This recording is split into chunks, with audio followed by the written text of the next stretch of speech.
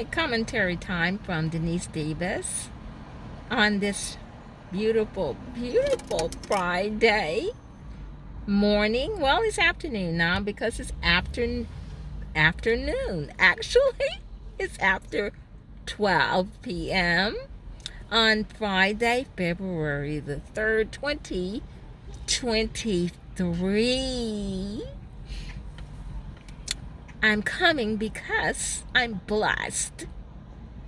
I'm coming to you because I'm blessed and highly favored. And you can be blessed too, especially if you listen to what I've got to tell you. Seriously, well, not so seriously, just coming on a mundane but very, I should say, obviously painful and needing attention story. Needing attention not only from me, but from all of you. And that is the present situation of Black America. And I say Black America because we tend to be on the radar of everything that is broadcast. Black America is right there at the front end of the story being told. So I want to definitely go into detail about my opinion and what I have experienced in all of my many senior years being a Black woman. Now, I've been a Black baby, I've been a Black child, I've been a Black teenager, I've been a Black young adult, and now I'm a Black senior citizen. So I have covered the gamut of life, such as it is. Qualifies me, and it qualifies you even if you're 4 years old. You have your story to tell. I will never discount human story and human beings' story, regardless of age, creed, or color. This is my story. My name is Denise Davis. Now, I have looked at this situation down through the years, and especially the last few years, and dealing with police officers, police officers, and watching their behavior and how they have treated the Black people in arrest situations. And we all know that we've lost some lives that were most likely mistakes. In other words, the police officers could have handled it differently, and those people would still be alive right now, right today. But because of the police officers' need to kill, or to unalive, sounds a lot more whitewashed to say unalive rather than kill, or to unalive other Black men and women. Remember Sandra Bland? That it leaves us with a nasty taste in our mouths for police officers in general, and specifically white police officers. Now, going to the situation well, going to, actually, I frequent a beauty supply store here in the Dallas, Texas area. And at that beauty supply store, a police officer patrols there. He's inside. A lot of these, I guess they need that extra help because their customers get rowdy or maybe they steal. And so the proprietors of these businesses, they need law enforcement on due day. So I've been going for several years to this particular beauty supply store where they have this police officer, and he's said hi to me on all occasions. We just have that speaking.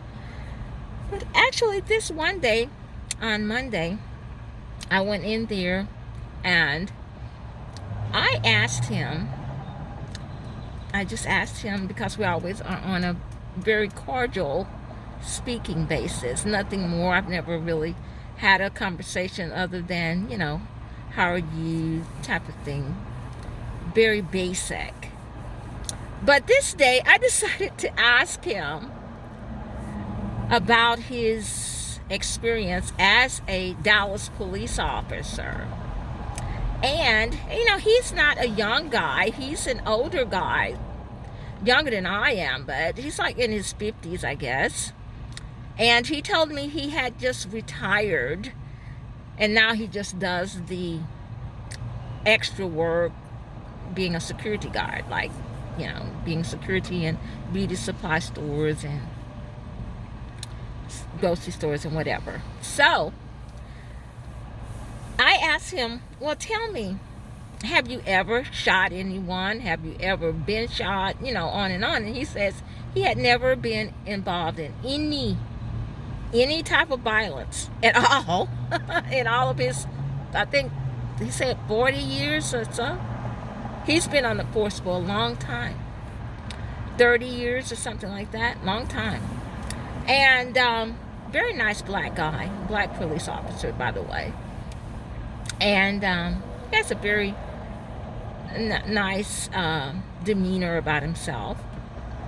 And I said, well, why is that you have gone through all of these years and have never been involved in any kind of scuffle or any type of violent interaction with these guys out here, our girls or whatever, And he said, because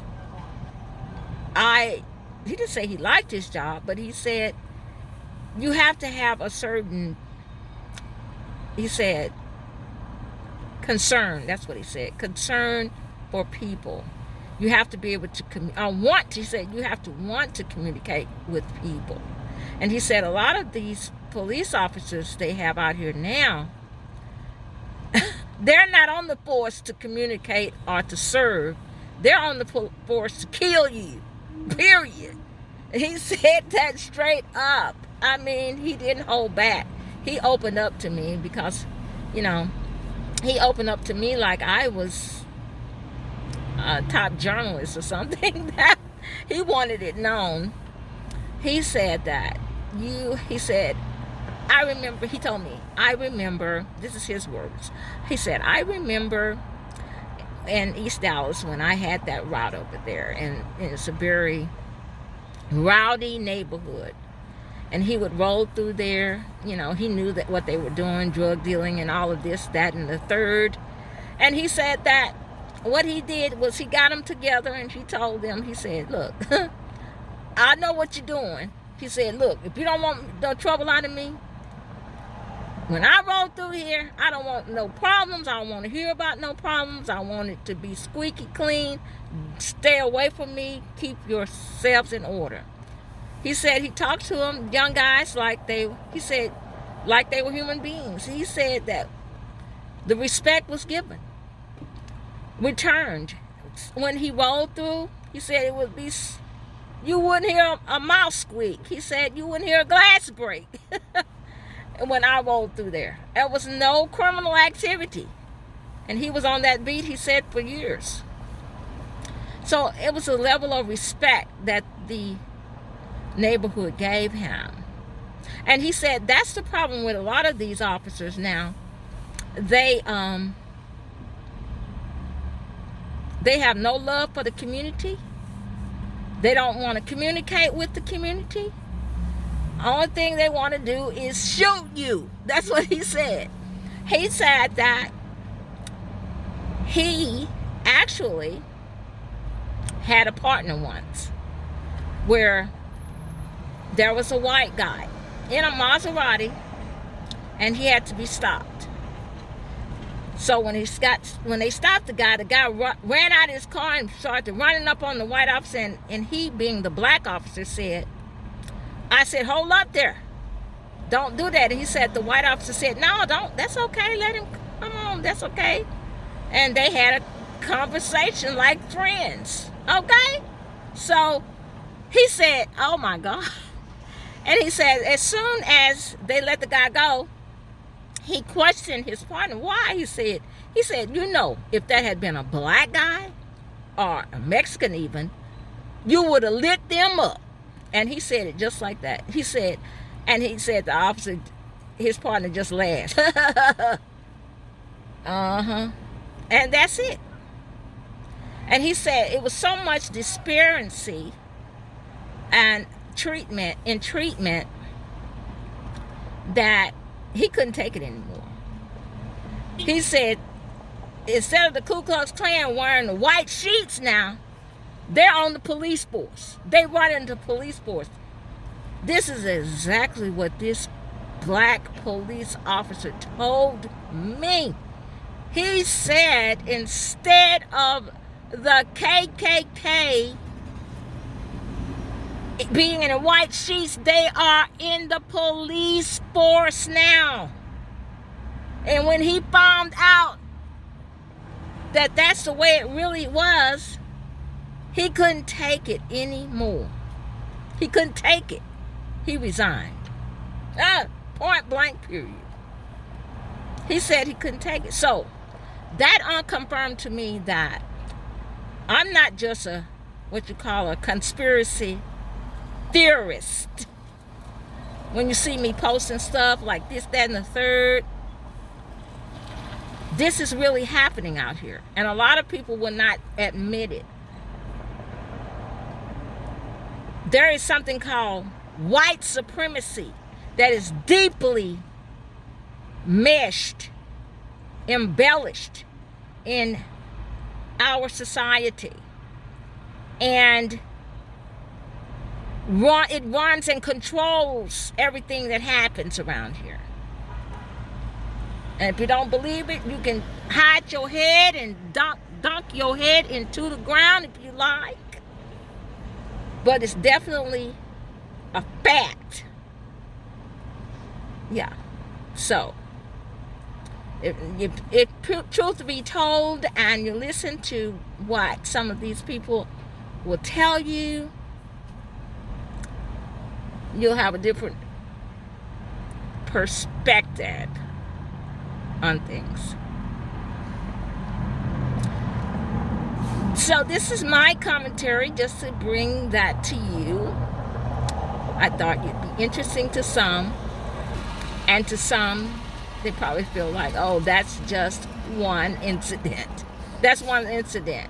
But most incidents, just think of all of the bad experiences that are swept under the rug. You don't hear about them.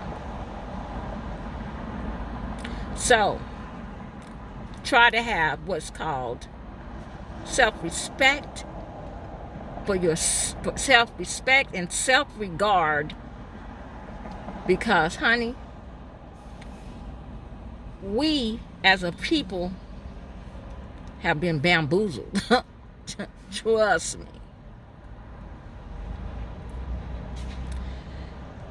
Wow, it's a beautiful day here in Dallas, Texas. But guess what? I am on my way home. Yes, I've been here all week. I came for a job, and now I'm going home because I have been stuck in this ice because the city has been closed down. This is the first day that it's been sunny and beautiful out. Even though I don't mind the snow and ice, I just hate that city closed down because I can't work when it's closed down. I came here strictly to make my paper. Strictly to make my paper. And once they close up, I can't make no paper. You heard me? I have to go with the flow. I'm closed up too. Okay? Y'all have a good one. This is Denise Davis, honey.